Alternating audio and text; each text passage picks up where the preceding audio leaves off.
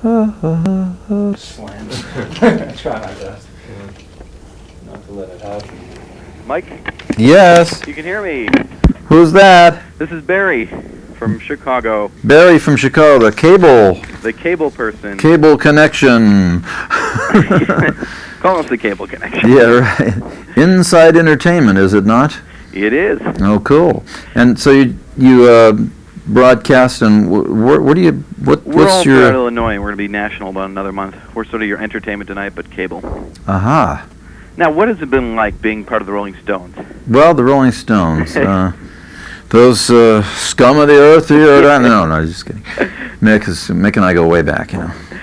Actually, tell me about StarServe. StarServe is a nonprofit foundation initiative that we created in response to President Bush's call to young Americans everywhere to get more involved in community service. So we came away from a speech that we attended, actually an event where George Bush addressed a bunch of young people with that concept of getting kids everywhere more involved in meaningful community service. We came away thinking, what is it we could do as entertainers to kind of help focus on that and promote that concept?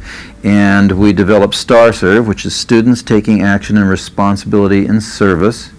And we were fortunate enough to be the beneficiary of a grant by the Kraft General Foods Foundation, which allowed us in our second year now to reach out to 100,000 schools all across America, all different types of schools from grades kindergarten to 12th grade.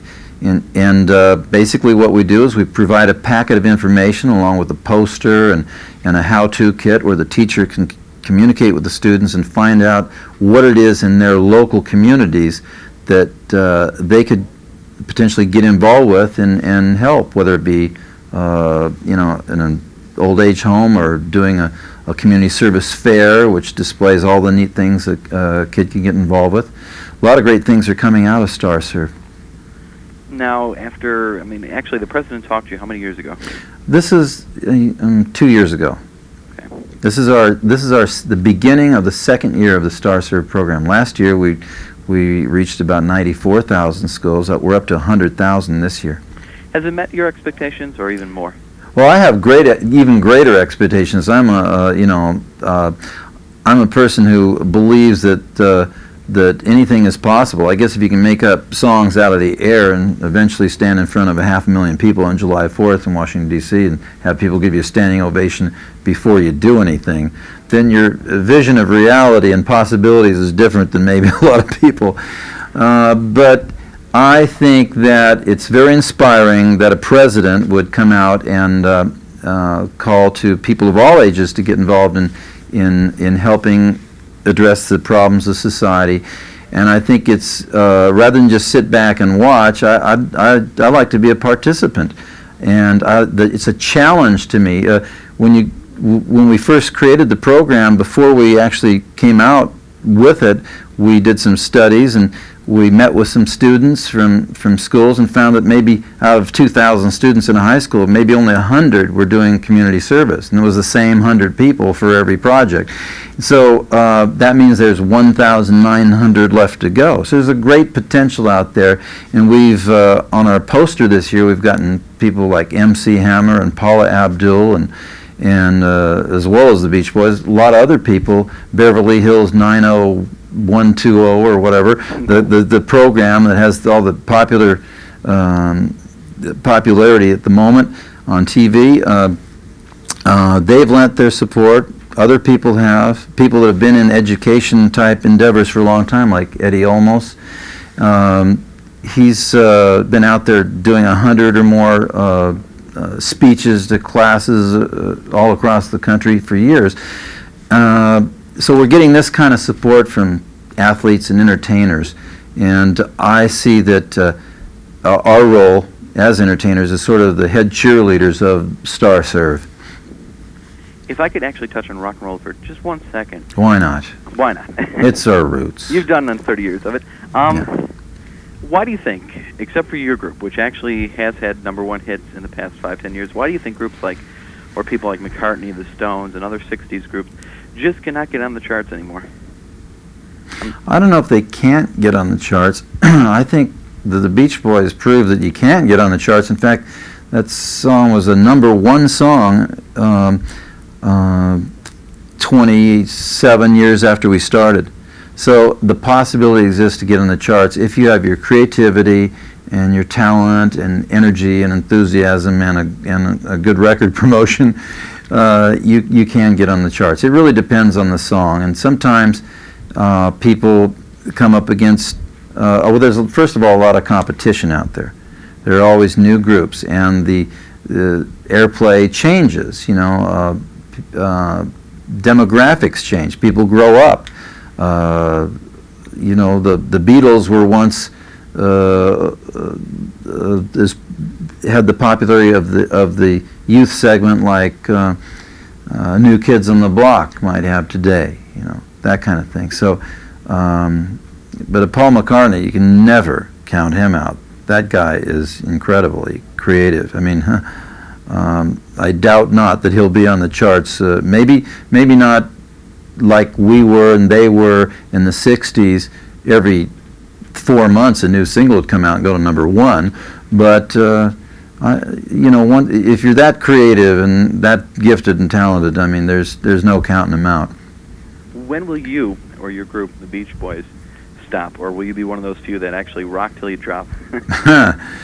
Well, Frank Sinatra's out there at 75 doing it his way, So we're in pretty good shape, and we like doing what we're doing. I love performing. I like traveling. It's a challenge to be creative in the medium of today with the technology that exists and all the fragmentation that exists. It's quite a challenge to create a song that will appeal to enough people to get some chart activity. But it's a good kind of challenge, and I enjoy it. And so why not do what you enjoy? We began to sing as the Beach Boys because we loved harmony. We loved singing the songs that were popular in the 50s and early 60s, and that's why we started the group. We just loved to sing, and later on we began to perform our songs. And so if you love to do something, that's what got you in the first place. It's a very wonderful thing that you can continue to do it 30 years later. Back to the Star Serve. Would your kids actually become community, involved, and have you had them participate ever? Would my children? Yeah. Yes, I like to. In fact, it's funny. I have a 3-year-old little boy named Brian, and it's funny. Just spontaneously, even at his age, he'll go up to a person in a wheelchair and just play with him very innocently. He won't recognize that there's anything really different in that person other than they have a neat vehicle that they're in. And so, and his sweet innocence in playing with that person and giving that person attention gives them a lot of happiness. And so I learned a lesson from my 3-year-old, but that was when he was 2. So it just shows you, when we first started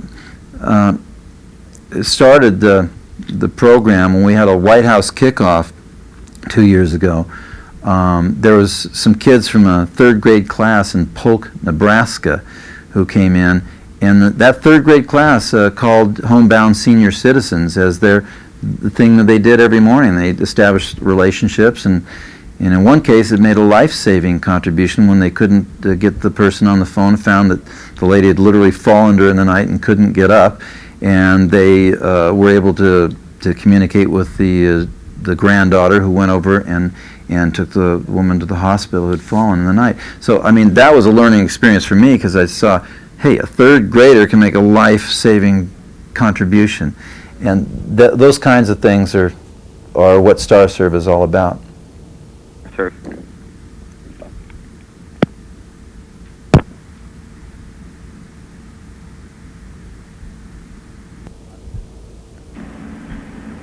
On to St. Louis. Okay.